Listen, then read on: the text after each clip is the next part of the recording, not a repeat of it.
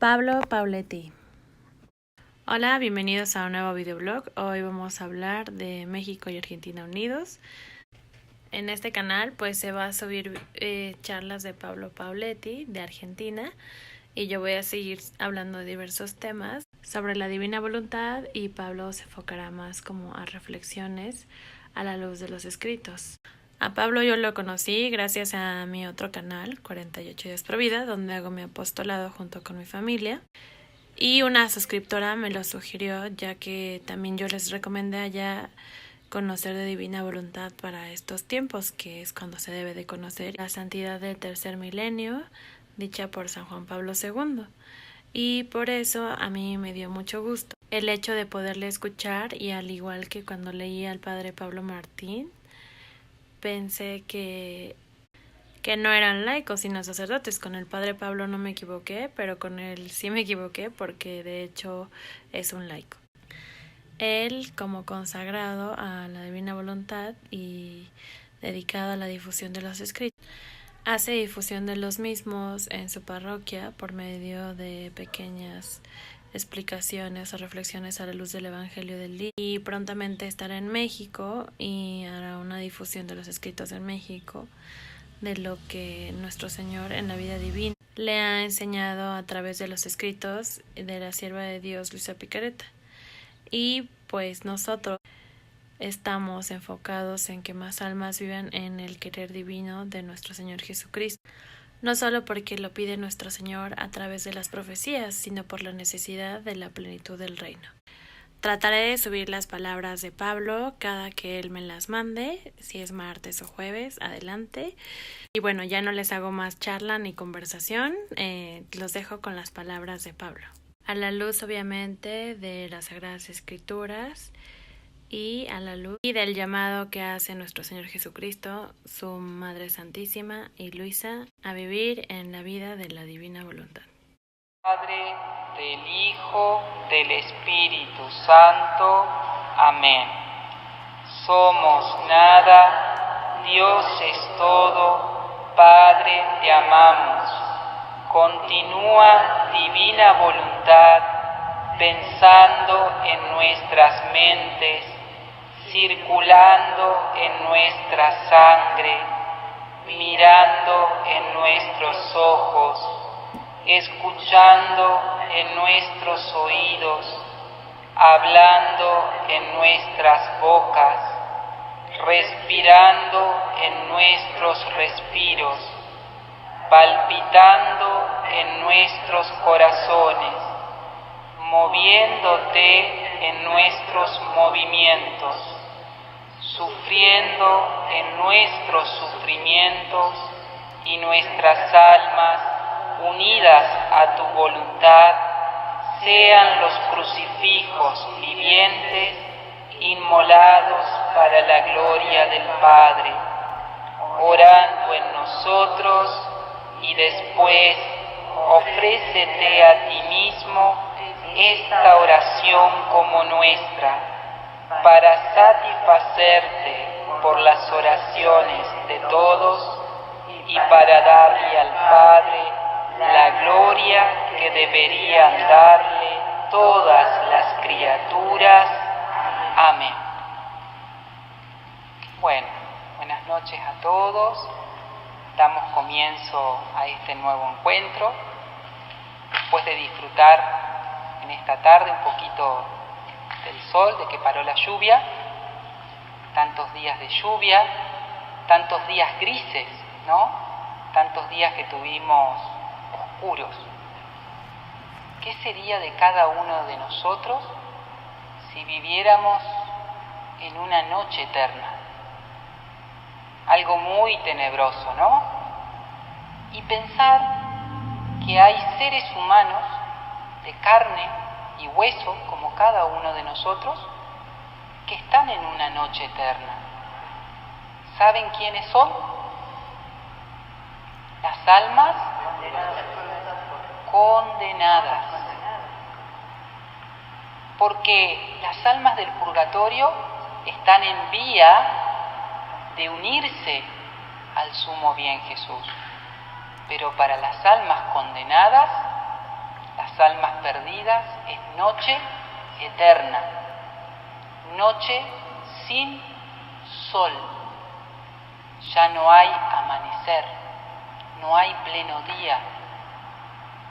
A medida que nosotros vamos descubriendo la inmensidad de este don de vivir fundidos en Jesús, de que Él verdaderamente desarrolle su vida divina en cada uno de nosotros, vemos cómo nuestra alma se llena de esa vida divina, todo nuestro obrar, de ese amor divino. Pero ¿qué sería que por nuestras venas, en lugar de esa vida y de esa luz del pleno sol del fiat, corriera oscuridad, frío, muerte, sombras eternas? Por eso hoy vamos a ver la realidad de las almas perdidas, porque es una verdad de fe y es un dogma en nuestra Santa Iglesia Católica la existencia del infierno.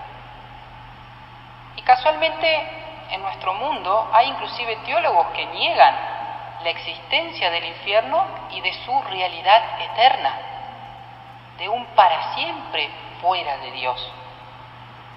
Y esto es contrario a las enseñanzas de Jesús en la misma Sagrada Escritura, a todo lo que es el depósito de la fe, el magisterio, toda la doctrina de nuestra Madre, la Iglesia Católica, también de todo lo que expresa el Catecismo de la Iglesia Católica.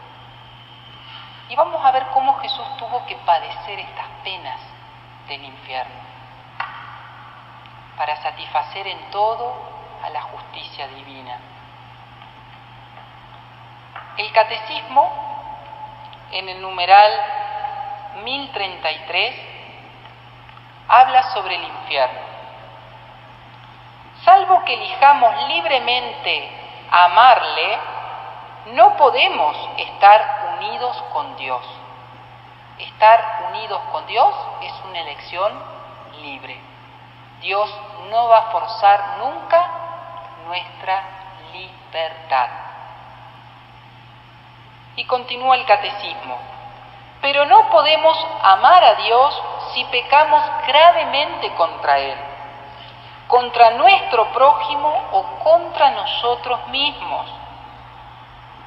Primera de Juan 3, 14, 15. Quien no ama permanece en la muerte. Todo el que aborrece a su hermano es un asesino.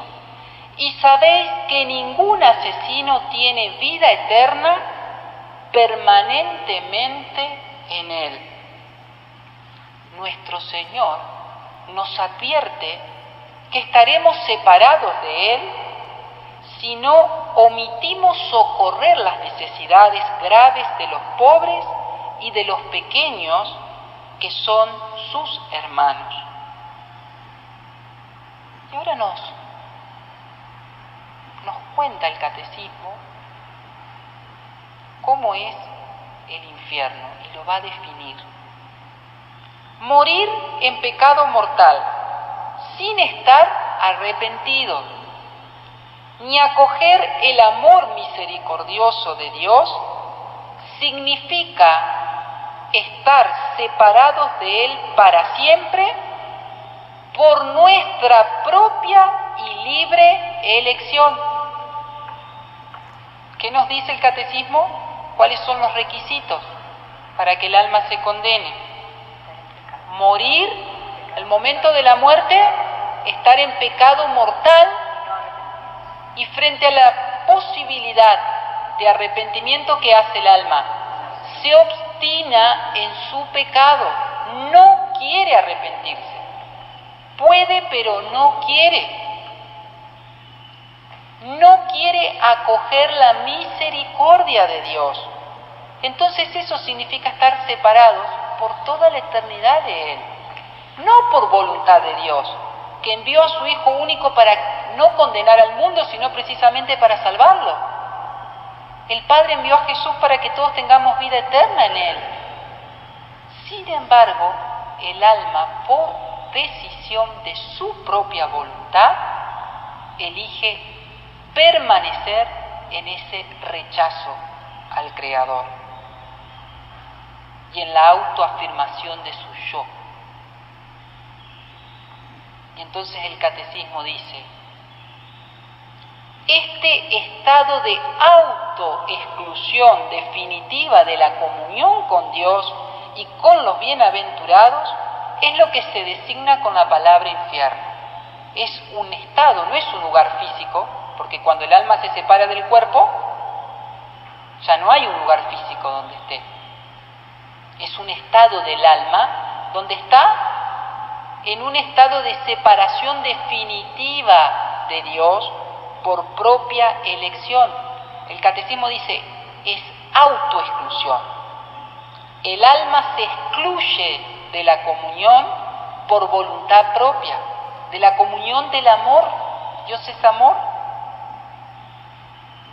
Él es la vid, nosotros los sarmientos. Permanecemos unidos a Él en el amor, pero hay sarmientos que no quieren y Él no los puede forzar. No quieren que corra por ellos la savia viva del amor, la misma vida de Dios, y prefieren la vida de su propia voluntad y la vida del odio en lugar del amor. Si Jesús quiere que cada uno de nosotros tengamos una vida plena divina, llena de voluntad divina y de amor divino, pensemos en estos corazones que se condenan. Odio, odio, odio. Y voluntad propia hasta el fin. Negación de la voluntad de Dios para autoglorificar e intronizar la propia voluntad por encima del querer de Dios. En el 1034, Jesús habla con frecuencia de la gehenna y del fuego que nunca se apaga, reservados a los que hasta el fin de su vida rehúsan creer y convertirse, y donde se puede perder a la vez el alma y el cuerpo, porque así como resucitará nuestro cuerpo, también para los condenados va a resucitar su cuerpo, y van a sufrir en carne propia todos los tormentos. No solo el alma, sino también el cuerpo. Si nosotros gozamos con nuestro cuerpo, porque somos unidad sustancial de cuerpo y alma, y también cuando sentimos nuestros sentidos, el perfume de una rosa, el perfume de jazmines, cuando oímos el canto de los pájaros, nuestros sentidos no alaban a nuestro Creador, no se elevan, no gozan también de Él a través de... Pero ¿qué será participar también con nuestro cuerpo de los tormentos y de las penas y de los castigos reservados para aquellos que por su propia voluntad decidieron autoexcluirse del amor de Dios? Y qué dolor del corazón de Jesús por cada uno de ellos. Jesús anuncia en términos graves que enviará a sus ángeles que recogerán a todos los autores de iniquidad y los arrojarán al horno ardiendo, y que pronunciará la condenación: alejaos de mí, malditos, al fuego eterno. ¿Qué será escuchar el eco: alejaos de mí, malditos, al fuego eterno? Que recaiga sobre su propia existencia no la bendición, sino la maldición.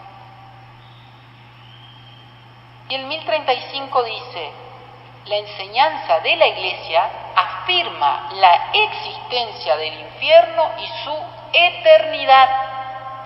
Las almas de los que mueren en estado de pecado mortal descienden a los infiernos inmediatamente después de la muerte y allí sufren las penas del infierno, el fuego eterno. ¿Y cuál es la pena principal?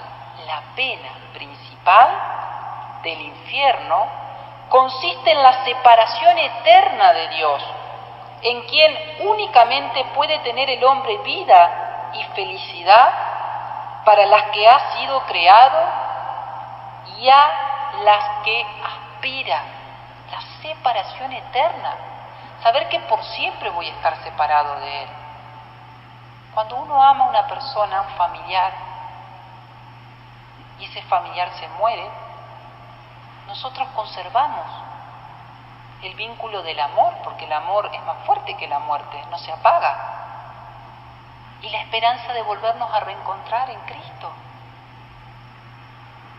Pero ¿qué será la desesperación que experimentan las almas condenadas, sabiendo de que por siempre y para siempre, por los siglos de los siglos, van a estar separadas de Dios, que es el amor? Viviendo la soledad, el odio, la blasfemia, la angustia, la reprobación, la maldición de Dios, en medio de los tormentos de los otros condenados y de los demonios, con la compañía de Satanás.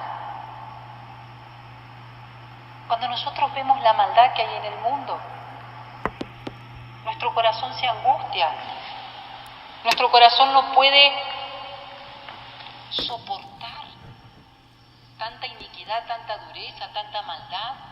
Cuando vemos lo de los campos de concentración, las guerras, tantas torturas. ¿Y qué será este espacio donde no hay amor? Donde se vive estas torturas a la enésima potencia.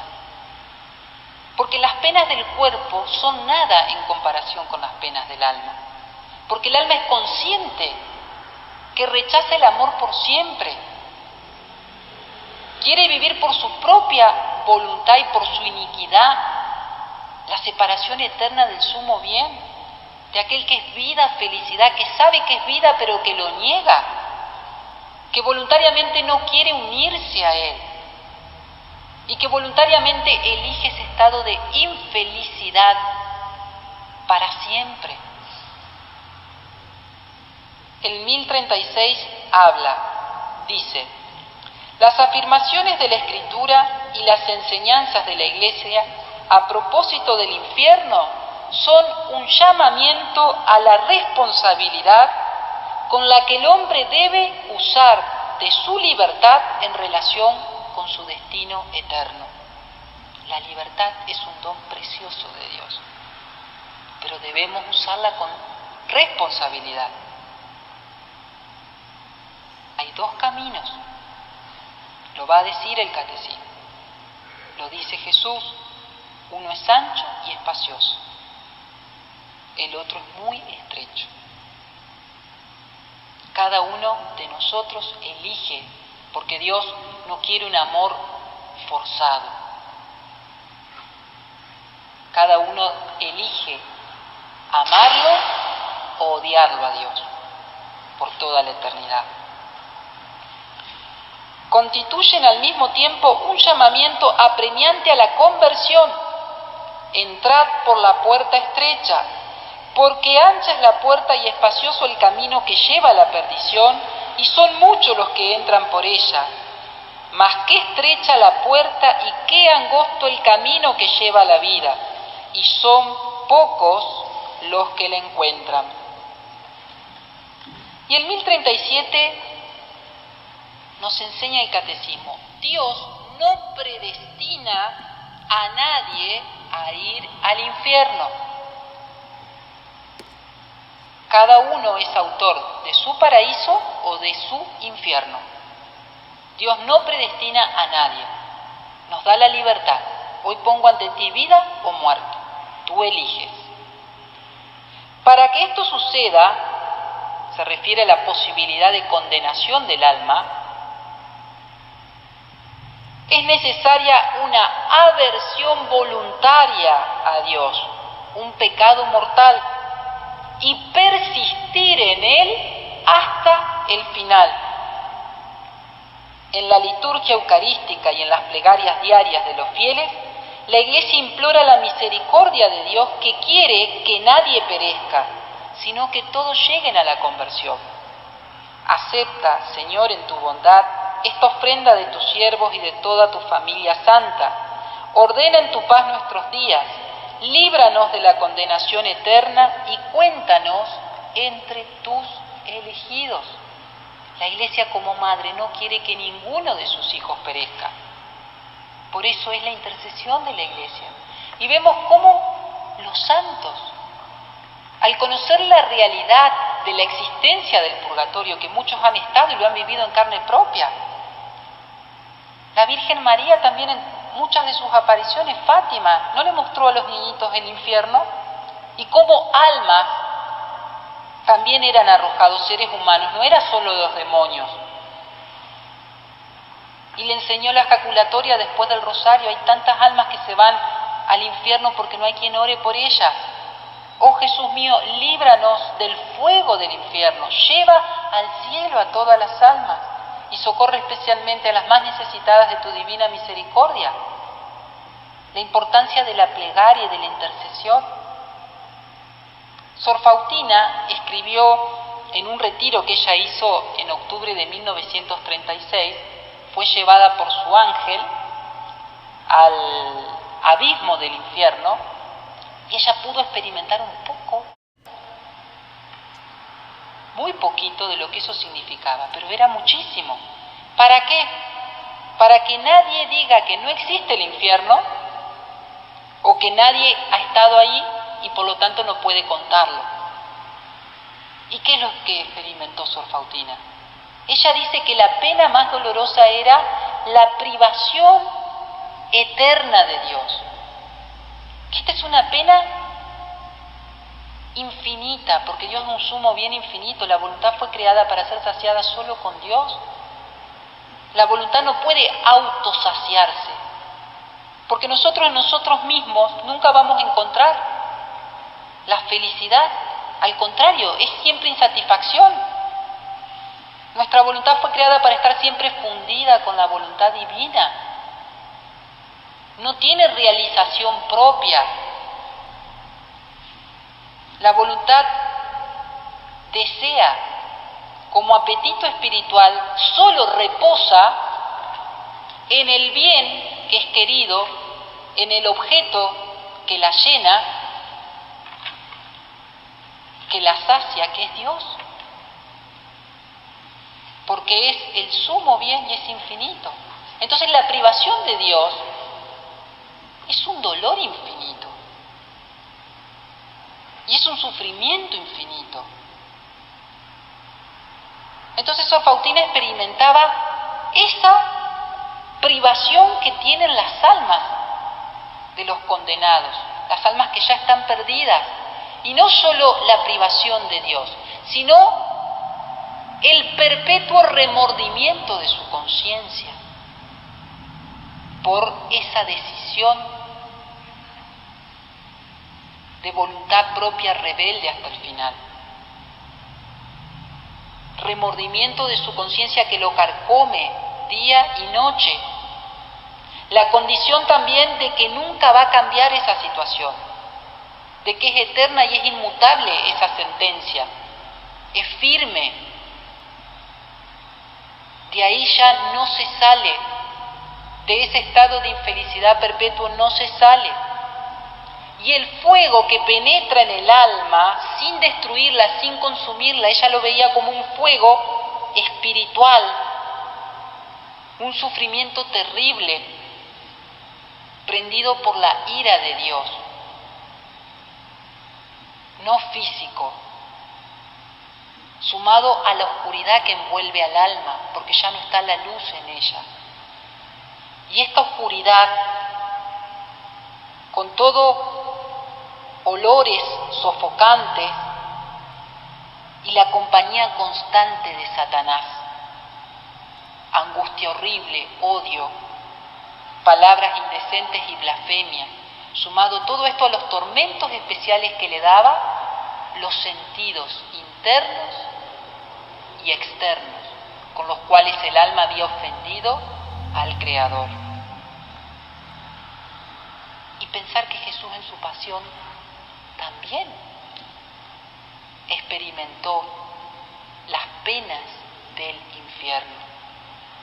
Cuando nosotros vamos y estudiamos a Luisa y vemos los escritos de la divina voluntad, vemos cómo en la pasión, las 24 horas de la pasión, la hora de la flagelación, cuando Jesús lo desnudan y lo empiezan a flagelar, cómo los huesos quedan al descubierto y caen pedazos de carne. Y se forma en torno a la columna un lago de sangre. Y él cae extenuado en un dolor de agonía mortal y ve en esos pedazos que se desprenden de él las almas perdidas, las almas que van a estar separadas por toda la eternidad de él. Y ese es un dolor atroz de su corazón. Y Luisa también en la tercera hora del Getsemaní, cuando ve que Jesús está agonizando, que pide almas, ella lleva la sangre a las almas que marchan a la perdición y a la condenación eterna, van camino a la perdición. Y vemos también en la pasión cómo Jesús en el lavatorio de los pies se postra ante Judas y le dice: evítame a mí, tu Dios, este dolor, no te vayas al infierno, no te condenes. Como su voz está sofocada por el llanto, no la puede emitir, pero es la voz del corazón de Jesús que habla al corazón, al alma de Judas, en ese gesto, al estrecharlo el pie a su corazón, al besarlo y al pedir a las almas que están en camino de perdición que no se condenen. Por eso, hoy quería que reflexionemos sobre estas penas que las almas perdidas han provocado al corazón de Jesús. Cuando San Aníbal hace una introducción a las 24 horas de la pasión, él habla de los indecibles dolores que sufrió Jesús y de las penas, que no solo fueron físicas por todos los azotes, el varón de dolores de Isaías, que ya no tenía figura humana, que también fue un gusano, un réprobo, tomando el castigo de todos los condenados, haciéndose maldito para la justicia del Padre, por amor a cada uno de nosotros. Y habla de todas las ignominias que sufrió Jesús, las deshonras, las humillaciones, y habla de las penas del alma, y las describe.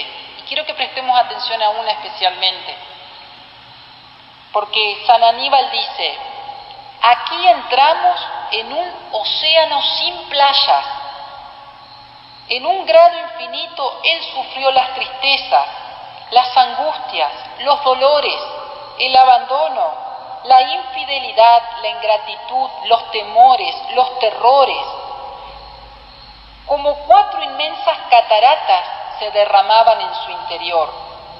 Por 4 motivos, las aguas de todas las penas que se dicen del alma, y las va numerando.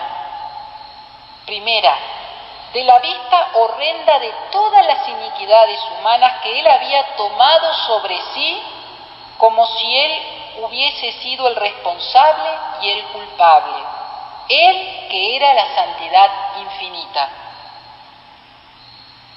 Segunda, la vista continua de las cuentas que debía rendir a la justicia inexorable de la divinidad y las penas con las que debía todo pagar. Jesús carga y toma sobre sí el peso de todas nuestras culpas, de todas nuestras iniquidades, de los hombres, de toda la historia. Él, siendo santidad infinita, pureza misma, sintiendo y cargando sobre sí todas las impurezas de todos los hombres, de toda la humanidad, y viéndose condenado por la justicia divina, debiendo satisfacer y pagar las penas por nuestros delitos al Padre. Él, que era el Hijo amado del Padre, sintiendo ser reprobado por su propio Padre, y todo por amor a nosotros. Y miren lo que dice San Aníbal, una tercera pena de Jesús, de las penas del alma, Por eso la Escritura nos dice, mi alma está triste hasta la muerte. ¿Qué muerte experimentaba? ¿Cuántas muertes experimentaba el alma de nuestro Señor Jesucristo? Y nos dice, la vista amarguísima de todas las ingratitudes humanas y del terrorífico espectáculo de todas las almas que se habrían condenado y para las cuales su pasión no habría servido sino para hacerlas más infelices eternamente. ¡Qué dolor para el corazón santísimo de Jesús, que ama infinitamente a cada alma! Ver que su pasión iba a ser inútil para muchas almas, que en lugar de hacerlas felices eternamente, porque les iba a servir como escalera para llegar al cielo, iba a servir para la condenación eterna y la infelicidad de todas esas almas, sabiendo el amor infinito con el que Jesús ama a cada una de ellas. Y acá cita la Escritura, el Salmo 17:6, donde dice, los dolores del infierno me circundaron. Jesús experimentó esos dolores del infierno. Y San Aníbal explica, como si dijera, siento en mí los acervísimos dolores en los que serán atormentados eternamente los pecadores que se condenarán. ¿Qué dolores experimentó? Lo de los pecadores que se condenarán.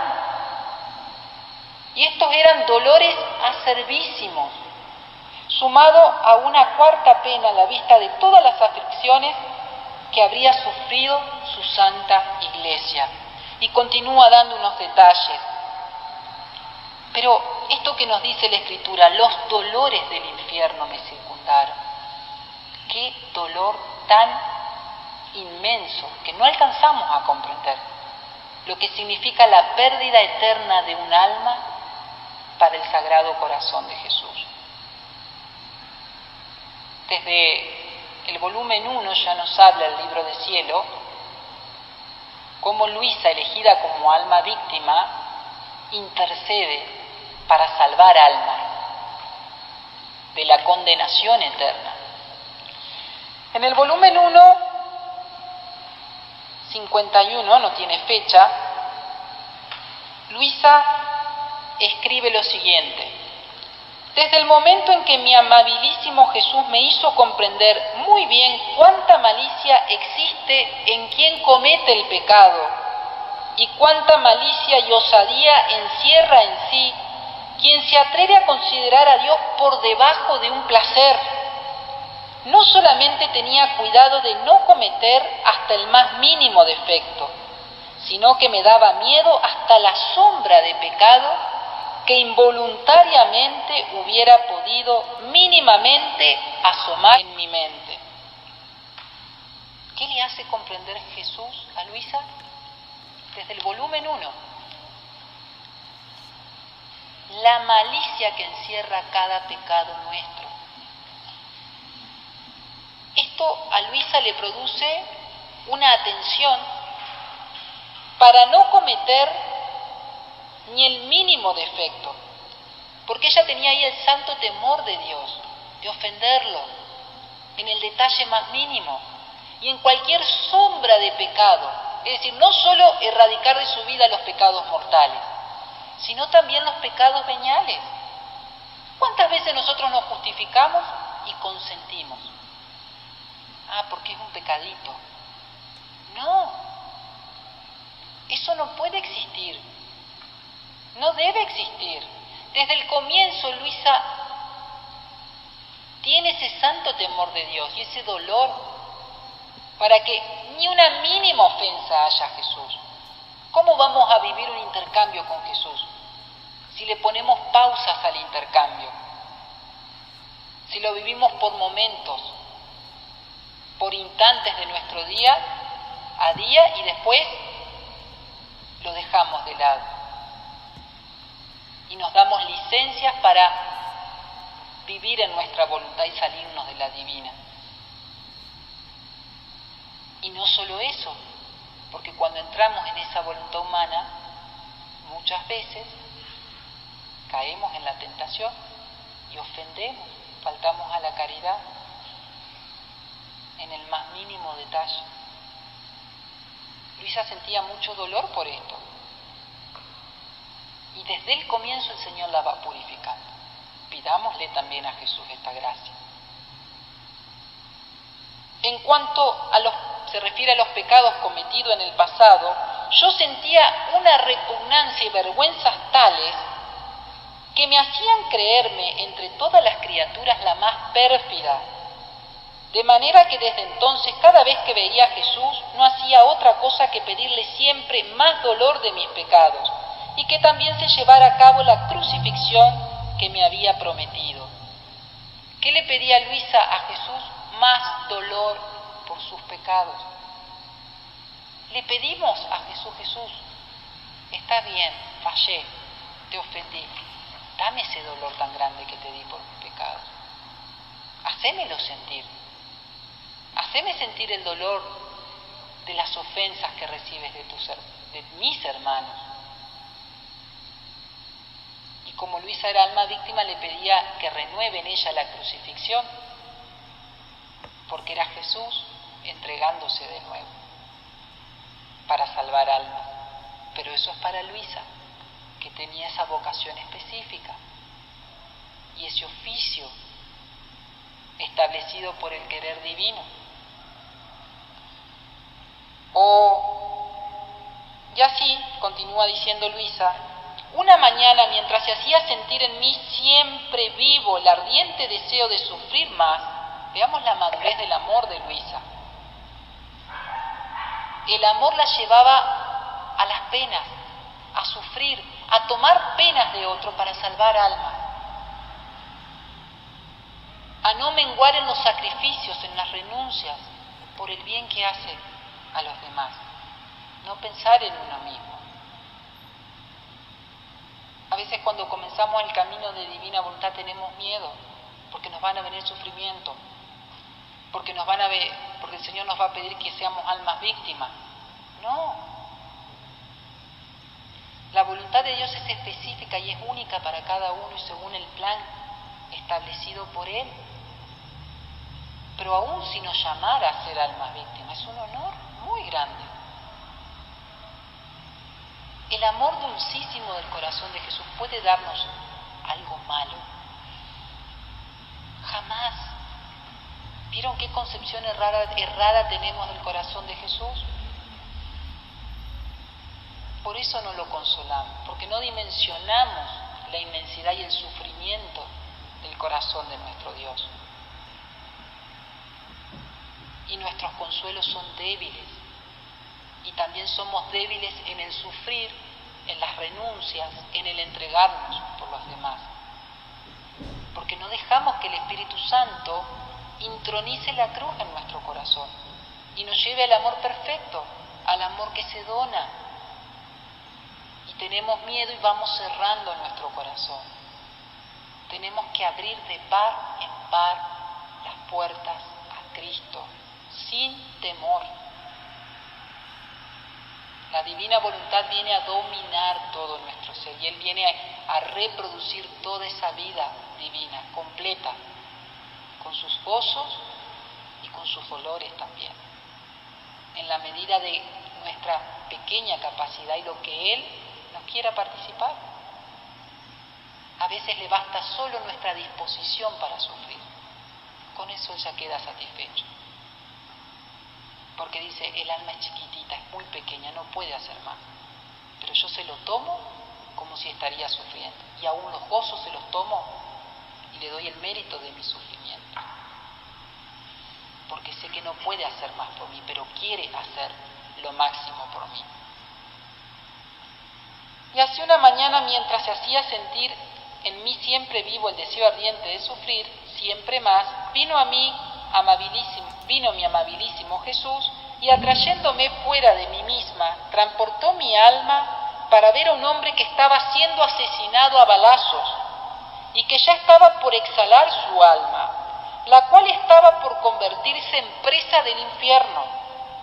Jesús, entonces, con una profundísima tristeza me hizo comprender el acervísimo dolor de su corazón por la pérdida de aquella alma. Jesús le dice a Luisa, le muestra ese corazón, cómo está sufriendo por aquella alma que va a morir y a condenarse eternamente. Oh, dice Luisa, si el mundo conociera cuánto sufre Jesús por la pérdida eterna de las almas, estoy segura que los hombres, para evitarle a Jesús al menos ese dolor tan desgarrador, se servirían de todos los medios posibles para no perderse eternamente. Los hombres, para evitarle el dolor a Jesús, porque viendo cuánto sufre, quisieran aliviarlo, se conmoverían. Entonces pondrían marcha a utilizar todos los medios para salvarse y no perderse. ¿Pero por qué? Por el espectáculo conmovedor de ver el corazón de Jesús. Y ese corazón tenemos que ver cada uno de nosotros. Porque la pérdida de las almas no nos puede ser algo indiferente. Entonces, continúa diciendo Luisa, ahora bien, me encontraba junto con Jesús en aquella explosión de balazos. Él se acercó más a mí y murmuró a mi oído, esposa mía, ¿no quieres ofrecerte como víctima por la salvación de esta alma y tomar sobre de ti las penas que él merece por sus gravísimos pecados? Y yo, con mucho gusto, Jesús mío, tomo sobre de mí lo que él ha merecido, con la condición de que tú lo salves y le restituyas la vida. Diciendo esto, Jesús me hizo regresar a mi cuerpo y me sentí sumergida en tales y tantos sufrimientos que yo misma no sé todavía cómo pude sobrevivir. Luisa toma sobre sí todos los sufrimientos que merece el pecador para salvar su alma, por amor. Entre tanto me encontraba en este estado desde hacía más de una hora, cuando mi Jesús permitió que el confesor viniera a llamarme a la obediencia y hacer que volviera en mí misma. Pero encontrándome en tanto sufrimiento, difícilmente pudo obtener que fuera obedecido. Y cuando me preguntó la causa de tantos sufrimientos, le narré todo lo que acababa de ver, indicándole además el lugar en la ciudad en donde había sucedido el homicidio. Él, el confesor, a su vez, confirmó el ocurrido homicidio precisamente donde yo le había indicado, y Luisa no había salido, sabemos. Y añadió que todos lo tenían por muerto, pero yo le dije que no podía estar muerto, porque Jesús me ha prometido no solamente salvarle el alma, sino que lo mantendrá en vida. Y tan es verdad que para obtenerlo he tenido que trabajar mucho con la gracia del Señor para hacer que su espíritu no saliera de del cuerpo. De hecho, se vino a saber que por más que todos lo tuvieron por muerto, empezó a mejorar y poco a poco sanó. Tanto así que todavía vive. Bendito sea por siempre el Señor. Vemos cómo Luisa toma el sufrimiento que merece por su pecado el asesino para salvarlo. Nosotros también podemos ofrecer cada pequeño sufrimiento nuestro para salvar almas de la condenación eterna. Y en el volumen 15 vamos profundizando un poco sobre la privación de Jesús, lo que significa la pena del infierno.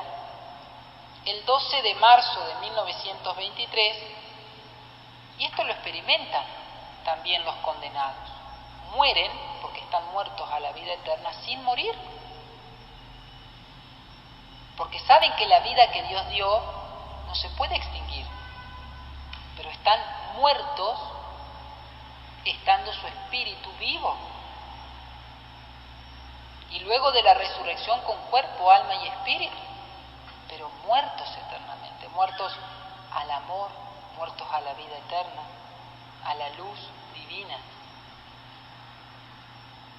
El alma experimente muerte en el pensar, en el oír, en el hablar, en el moverse, en el respirar. ¡Qué tortura! ¡Qué dolor!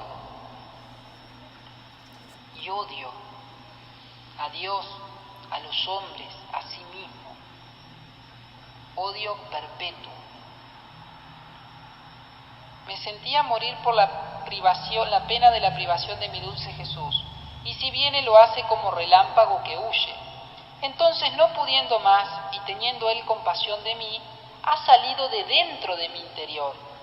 Y yo cuando lo he visto le he dicho: amor mío, qué pena, me siento morir sin ti, pero morir sin morir, que es la más dura de las muertes.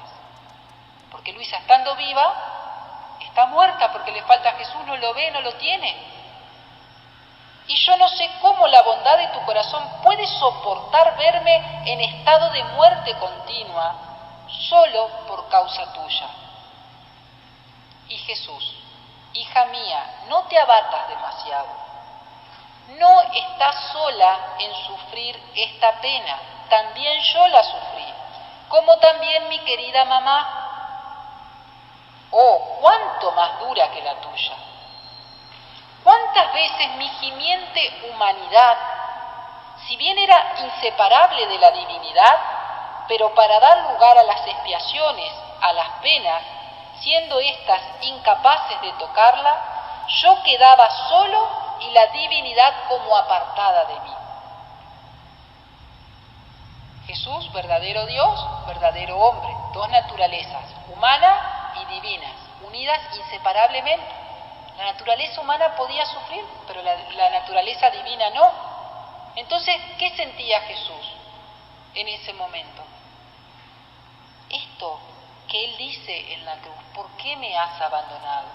El silencio, la ausencia, la privación del Padre, de la divinidad, porque su humanidad tenía que estar sola para sufrir las penas y expiar a la justicia divina.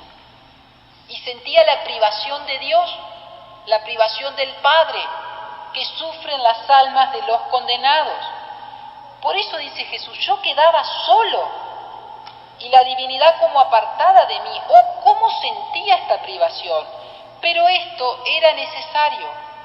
Tú debes saber que cuando la divinidad puso fuera la obra de la creación, puso fuera también toda la gloria, todos los bienes y la felicidad que cada una de las criaturas debía recibir, no solo en esta vida, sino también en la patria celestial.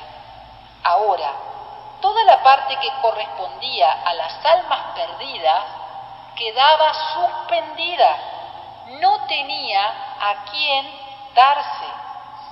Entonces yo, debiendo completar todo y absorber todo en mí, me expuse a sufrir la privación que los mismos condenados sufren en el infierno.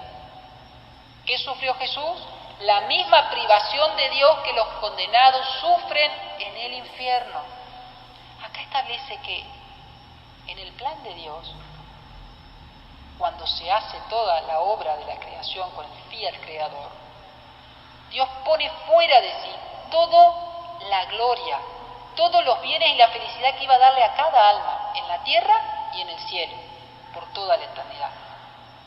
Pero Él sabía que iba a haber almas que se iban a condenar por voluntad y decisión propia.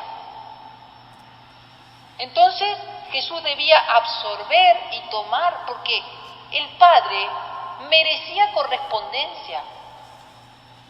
Fuimos diseñados para que en cada acto nuestro emerja una vida divina, esté animado por una vida divina. Entonces Dios estableció el número de vidas divinas que cada alma debe darle, las gracias, los bienes, los dones que iba a dotar a cada alma, la felicidad que iba a darle a cada alma. Y todo eso que Él sacó de sí debe estar correspondido. Debe ser agradecido, amado, recibido por la criatura. Pero si el alma decide condenarse, ¿quién debe tomar eso? Jesús lo debió tomar.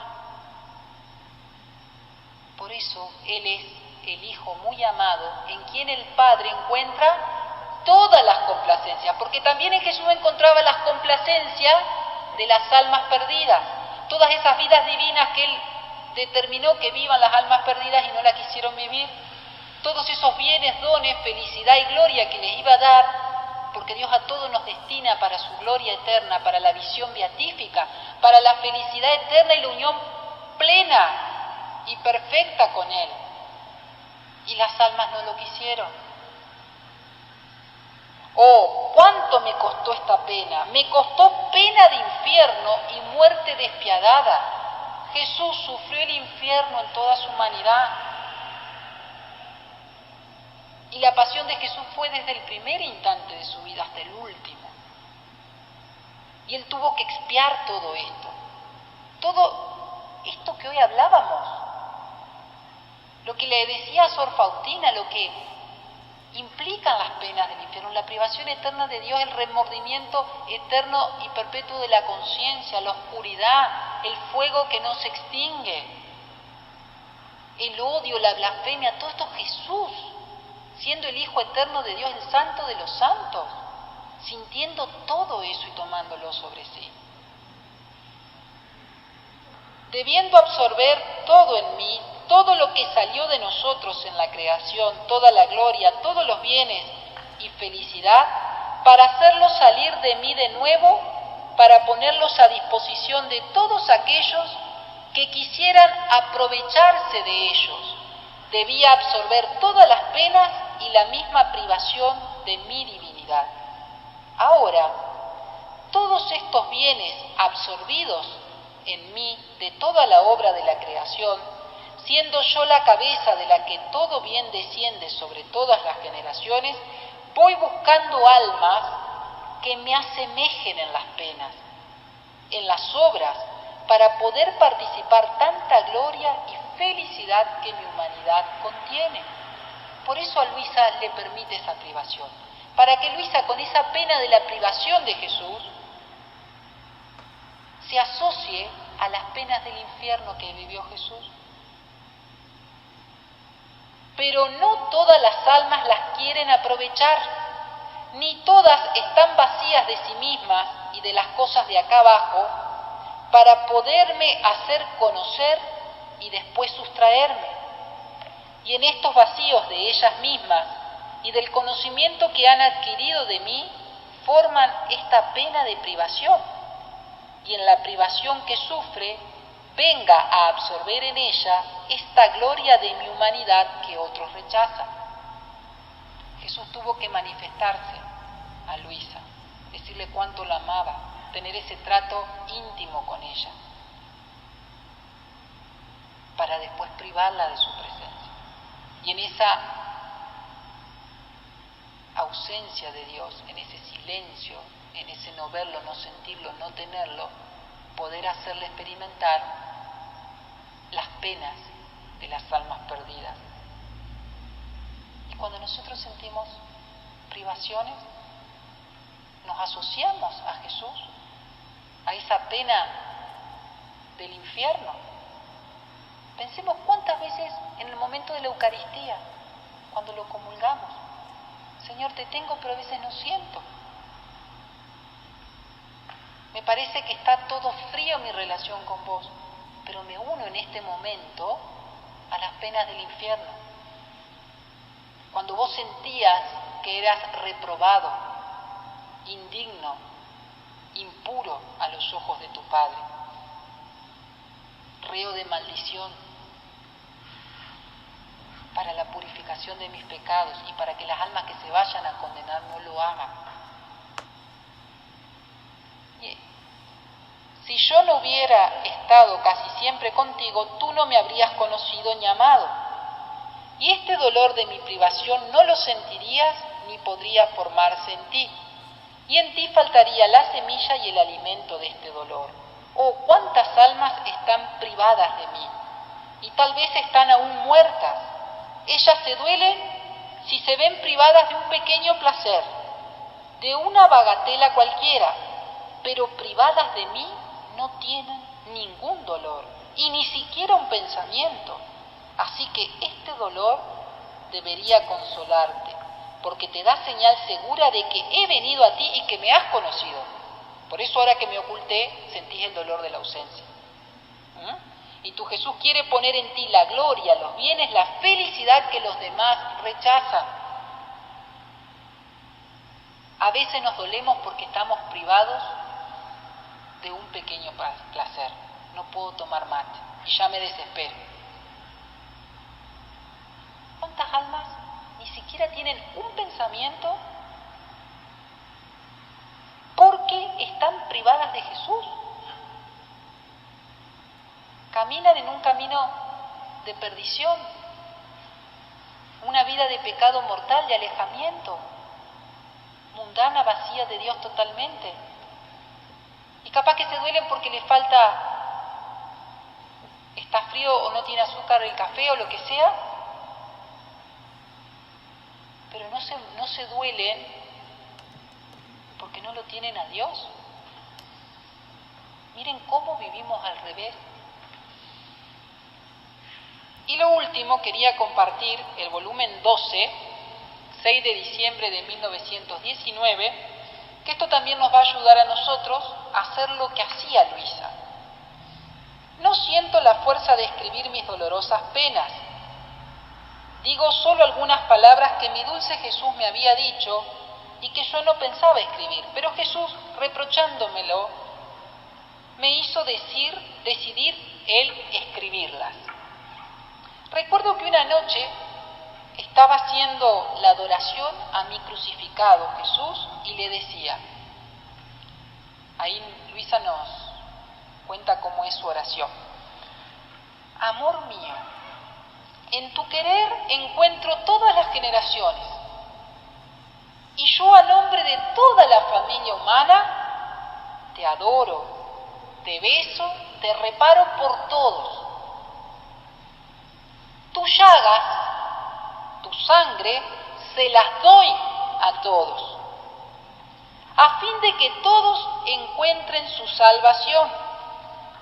Y si las almas perdidas no pueden ya recibir el provecho de tu santísima sangre, ni amarte, recordemos que en el infierno hay odio, lo tomo yo por ellas para hacer lo que deberían hacer ellas. No quiero que tu amor quede defraudado por parte de las criaturas. Por todos quiero suplir, repararte, amarte, desde el primero hasta el último hombre. ¿Qué hace Luisa en divina voluntad? ¿Y qué podemos hacer nosotros fundidos a la divina voluntad de Jesús? Suplir a las almas perdidas, para que el amor del corazón de Jesús no quede defraudado, y tomar nosotros el amor que Él tenía destinado para ellas y que ellas no quisieron recibir por su voluntad rebelde, por su obstinación en el pecado hasta el final. Miren cuánto podemos hacer en divina voluntad y debemos hacer para que Jesús encuentre en nosotros la complacencia que no le están dando las almas que se están perdiendo en nuestra generación y también las de todos los tiempos, porque en divina voluntad sabemos que no hay tiempo. ¿Y qué dice Jesús? Mientras esto y otras cosas decía, mi dulce Jesús me puso los brazos al cuello y estrechándome me dijo: hija mía, eco de mi vida. Ve que en Luisa Jesús encuentra el eco de su vida, porque lo que hacía él para el Padre con respecto a las almas perdidas, ahora lo está haciendo Luisa. Y Luisa, eco de mi vida. Y eso nos dice a cada uno de nosotros, si verdaderamente nos decidimos a vivir esta santidad divina, eco de mi vida. Mientras tú rezabas, mi misericordia se endulzaba y mi justicia perdía la aspereza. Y no solo en el tiempo presente, sino también en el tiempo futuro, porque tu oración permanecerá en acto en mi voluntad. Y en virtud de ella, mi misericordia dulcificada correrá más abundante, y mi justicia será menos rigurosa. Como la oración de Luisa está en acto, él siempre va a escuchar en Luisa darle la correspondencia de amor, el te amo, que no le dieron las almas que se condenaron. Porque en lugar de te amo, quisieron darle este odio a Jesús. Entonces la misericordia de Dios va a estar dulcificada, porque va a tener la nota del amor de Luisa, y la justicia va a perder el rigor. Y esto para las almas de todos los tiempos. Para los pecadores actuales que están camino a la perdición, los que vendrán también, los que se han condenado en otros tiempos pasados. Y no solo la oración, cada acto que hacemos en divina voluntad, palabras, pensamientos, nuestro día a día, podemos ponerlo en divina voluntad para darle los te amos que no le dieron las almas perdidas. Y que Él encuentre en nosotros ese amor que debe recibir, la gloria que debe recibir de parte de ella. Y termina diciendo, y no solo esto, sino que escucharé las notas de amor de las almas perdidas. ¿Qué va a escuchar Jesús? Las notas de amor, la música que debían cantarle esas almas, los te amos que debían cantar, ahora los va a escuchar del alma que vive en la divina voluntad.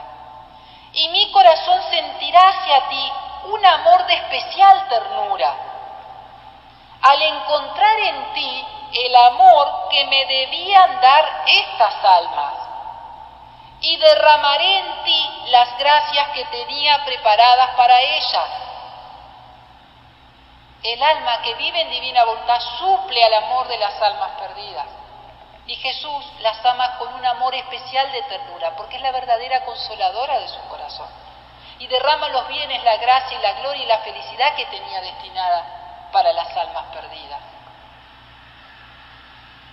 No perdamos un instante de fundirnos en ese querer eterno y de dejarlo a Jesús hacer vida plena en cada uno de nosotros. Y que cada acto, respiro, palabra, paso, movimiento de nuestro ser sea un continuo te amo, y hagamos correr la nota del te amo que debían darle las almas perdidas a Jesús, para que Él sienta en nuestro obrar, consciente, inconsciente, voluntario e involuntario, el amor que debían darle las almas perdidas y no se lo quisieron dar. Gloria al Padre, al Hijo y al Espíritu Santo, como era en el principio, ahora y siempre, por los siglos de los siglos. Amén. En la voluntad de Dios, siempre. En nombre del Padre, del Hijo, del Espíritu Santo. Amén.